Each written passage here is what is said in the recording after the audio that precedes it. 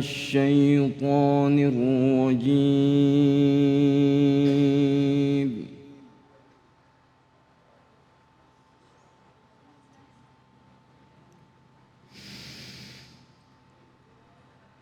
بسم الله الرحمن الرحيم.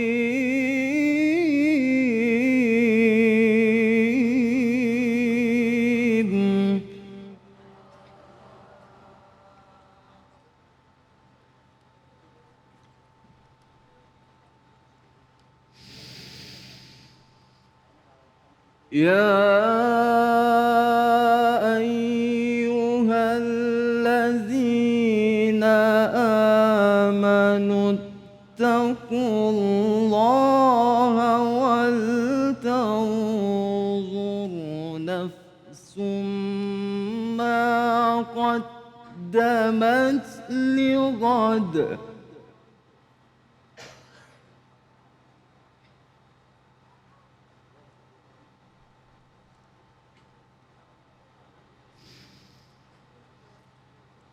واتقوا الله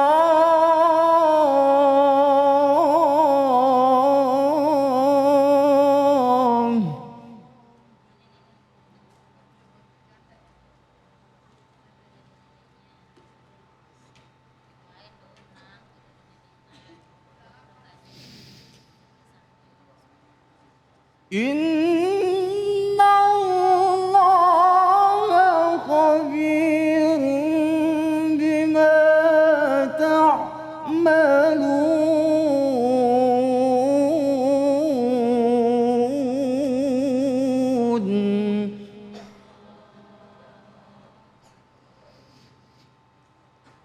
إن الله خبير بما تعملون.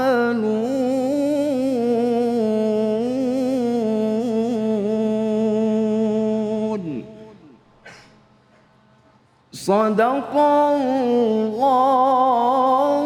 العظيم.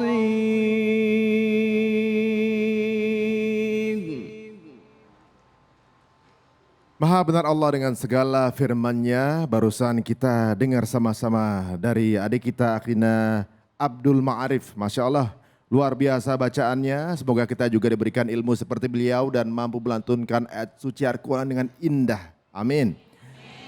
Ayat yang dibaca adalah surat Al-Hasyr ayat 18. Tentunya apakah makna terkait yang terkandung dalam surat ini? Kita akan mendengarkan hikmah dan juga ilmu dari guru kita bersama, yaitu Kiai Haji Abdullah Syamsul Arifin atau akrab dipanggil Gus Aap. Kepada Gus Aap, waktu dan tempat kami persilakan. Tafadhal Gus. Assalamualaikum warahmatullahi wabarakatuh.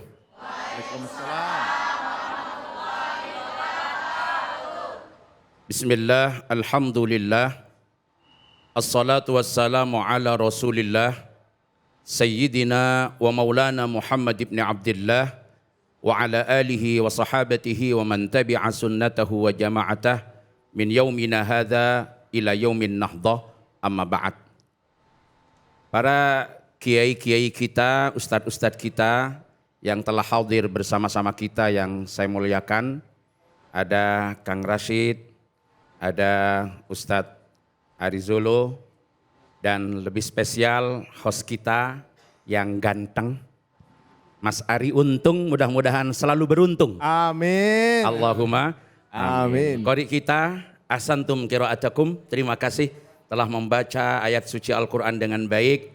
Dan bapak-bapak, ibu-ibu, hadirin hadirat, jamaah Masjid Al-Barakah, semuanya mudah-mudahan selalu dirahmati, diberkati oleh Allah Subhanahu wa Ta'ala. Dari ayat yang kita dengar, yang telah dilantunkan tadi, surat Al-Hasyr ayat 18. Kita diingatkan oleh Allah Subhanahu wa Ta'ala, yang pertama, untuk selalu menjaga ketakwaan kita kepada Allah. Bimtithalil ma'murat wajtinabil manhiyat. melaksanakan segala sesuatu yang diperintahkan oleh Allah, menjauhi apa-apa yang dilarang oleh Allah Subhanahu wa taala. Ada beberapa hal yang perlu kita garis bawahi di dalam ayat ini. Yang pertama, yang diseru oleh ayat ini adalah orang-orang yang beriman. Diawali dengan ya ayyuhalladzina amanu. Kemudian orang-orang yang beriman diperintah oleh Allah Subhanahu wa taala untuk menjaga ketakwaannya kepada Allah. Bahkan perintah takwa di dalam ayat ini disebutkan sampai 2 kali. Ya ayyuhalladzina amanu taqullah wal tanzur nafsum ma qaddamat lighad. Kemudian diingatkan lagi di penghujung ayat wattaqullah. Bertakwalah kalian semua kepada Allah. Kenapa? Karena Allah Subhanahu wa taala khabirum bima ta'malun, zat yang maha mengetahui terhadap apapun yang telah kalian lakukan. Penekanan takwa yang sampai disebutkan 2 kali di dalam ayat ini menandakan betapa pentingnya menjaga ketakwaan. Karena itu yang akan menjadi jaminan keselamatan kehidupan kita, bukan hanya kebahagiaan di dunia, tapi sekaligus keselamatan di akhirat. Mudah-mudahan kita semua mendapatkan. Allahumma. Amin. Di sini menandakan yang pertama, tidak selamanya iman yang sudah ada dalam diri seseorang berbuah ketakwaan, Mas Ari. Sehingga iman itu harus terus diasah. Iman itu harus terus diisi dengan kebaikan-kebaikan, diisi dengan berbagai macam ketaatan, agar supaya keimanan ini terus meningkat dan membuahkan ketakwaan. Di antaranya adalah diisi dengan selalu bersemangat untuk thalabul ilmi dan mengisi keseharian kita dengan majelis-majelis ta'lim. Disebutkan dalam satu riwayat, al-imanu uryanun wa zinatuhu al-ilmu wa thamratuhu at-taqwa. Iman itu telanjang, hiasannya adalah ilmu, buah dari keimanan adalah ketakwaan. Di sini orang-orang yang beriman diperintah oleh Allah untuk selalu bertakwa kepada Allah, dan proses ketakwaan itu harus dicapai dengan wal tanzur nafsum ma qaddamat lighad. Maksud dari ayat ini adalah hendaknya setiap pribadi muslim selalu mampu untuk bermuhasabah, introspeksi diri, untuk melihat apa yang telah dilakukan pada masa-masa yang telah lampau. Kemudian kita lakukan penilaian, lakukan evaluasi secara mandiri. Lebih banyak mana antara kebaikan-kebaikan yang telah kita ukir dan kita tanamkan dalam sejarah perjalanan kehidupan kita, dan kita timbang dengan kejelekan-kejelekan yang mungkin juga menghiasi keseharian kita. Dengan kita melakukan introspeksi, akhirnya dapat kita jadikan kesimpulan dari hasil yang kita temukan dalam penilaian kehidupan masa lalu menjadi nuqtatul intilak, titik tolak kita mengarah kepada kebaikan-kebaikan dalam kehidupan yang akan datang. Hasibu anfusakum qabla an tuhasabu. Terus hisaplah diri kalian. Hitunglah diri kalian masing-masing. Evaluasi, introspeksi. Sebelum kita dihitung oleh malaikat Allah Subhanahu wa ta'ala.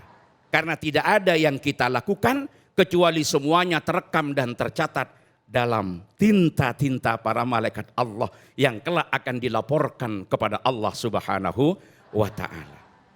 Dengan kita terus introspeksi, dengan kita terus bermuhasabah, maka kita memiliki landasan untuk melakukan kebaikan-kebaikan pada sisa kehidupan yang diberikan oleh Allah Subhanahu wa ta'ala. Sebagaimana pada segmen pertama yang telah kita ikuti bersama, bahwa kita semua ini sadar dan mengetahui bahwa kita semua akan mati. Tetapi kita tidak diberi ilmu, kita tidak diberi pengetahuan oleh Allah kapan kita akan mati. Bukan ngantri, bukan giliran, hanya menunggu bagian, bukan ngantri, bukan giliran, hanya menunggu bagian.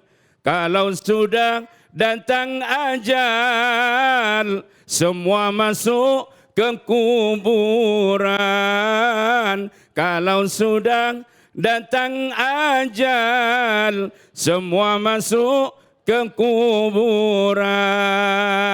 La ilaha illallah, la ilaha illallah, la ilaha illallah, la ilaha illallah, la ilaha illallah, Muhammadur Rasulullah, la ilaha illallah, Muhammadur Rasulullah. Bapak-bapak, ibu-ibu yang dirahmati Allah, kita semua tahu bahwa kita pasti mati. Tapi kita tidak tahu kapan kita akan mati. Bisa ibu-ibu duluan, saya belakangan, monggo. Atau saya belakangan, bapak ibu mendahului, enggak apa-apa. Silakan dipilih mau yang mana saja.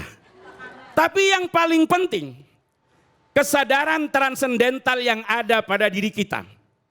Apa itu kesadaran transendental? Ngerti, yakin bahwa hidup bukan hanya di sini saat ini, tapi di sini dan besok. Artinya setelah ada kehidupan, ada kematian. Setelah mati, hidup lagi. Setelah hidup, mati lagi. Setelah mati, apa itu kocek banyaknya?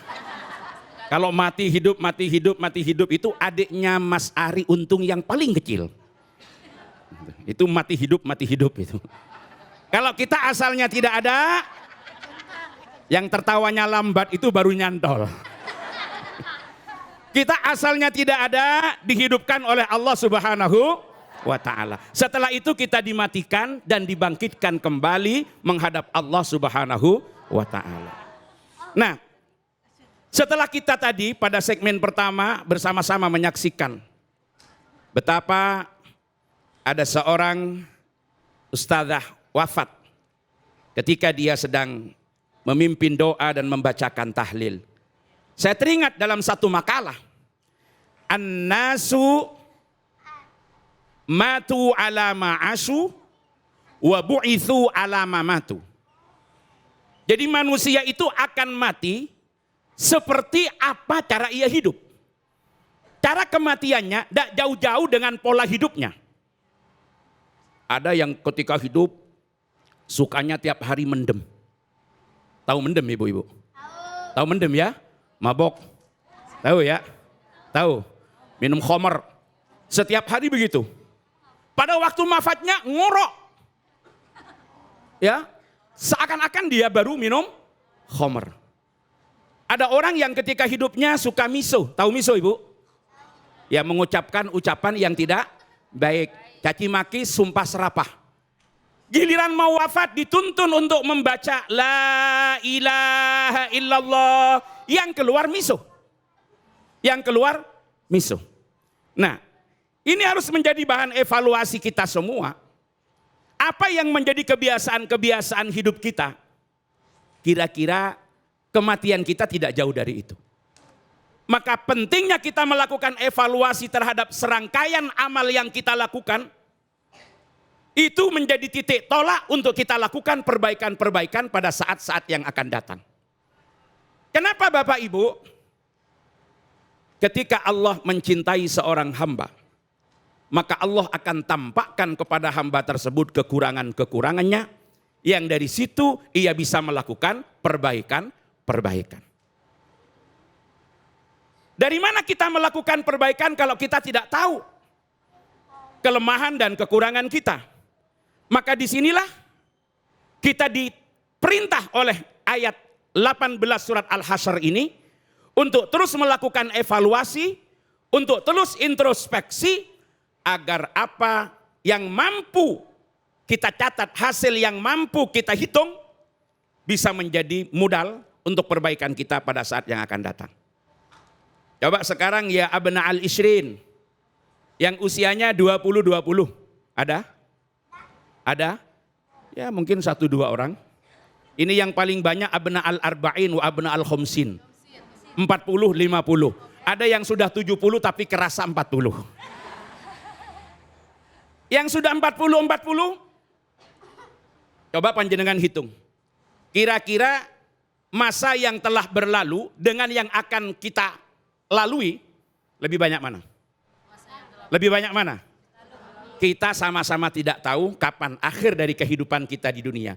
Tapi kalau sudah berlalu 40, kemudian 40 ke sana, usia kita nanti 80. Itu pun kalau nyampe. Tapi rata-rata usia harapan hidup orang Indonesia nggak sampai ke situ. Ada yang lebih dari 80 tapi hidup sudah tidak produktif. Berarti kalau sudah abna al-arba'in, 40, 45, 50, ayo hitung prestasi apa yang pernah kita ukir, yang nanti akan kita ambil dalam kehidupan kita setelah kita menghadap Allah Subhanahu wa Ta'ala. Apalagi yang umurnya sudah 50, maka hitunglah dengan cermat, hitunglah dengan baik apa yang sudah kita lampaui, apa yang sudah kita lakukan, agar jangan sampai kita menjadi orang yang rugi pada saat akhirnya kita menghadap Allah. Mudah-mudahan dengan hasil hitungan yang tepat, dengan hasil evaluasi yang cerdas, dengan introspeksi yang mapan, kita mampu menjadikan akhir daripada sisa kehidupan kita adalah amal soleh, amal soleh, amal soleh, sehingga kita semua menjadi husnul khatimah. Hadanallahu wa iyyakum ajma'in, wallahul muwaffiq ila aqwamit thoriq. Wassalamualaikum warahmatullahi wabarakatuh. Waalaikumsalam warahmatullahi wabarakatuh. Masya Allah, ya, barusan kita dengar sebuah nasihat yang sangat luar biasa dari guru kita, Gus Aab. Jadi mengingatkan kita semuanya ya, bahwa memang setiap orang itu ada waktunya, setiap waktu ada orangnya. Mudah-mudahan kita bisa maksimalkan waktu yang tersisa untuk kita semua untuk menggapai cita-cita kita, dipanggil dalam keadaan husnul khatimah. Amin ya rabbal alamin. Baiklah pemirsa, jangan kemana-mana, kita akan kembali di iNews, tentunya hanya di Cahaya Hati Indonesia.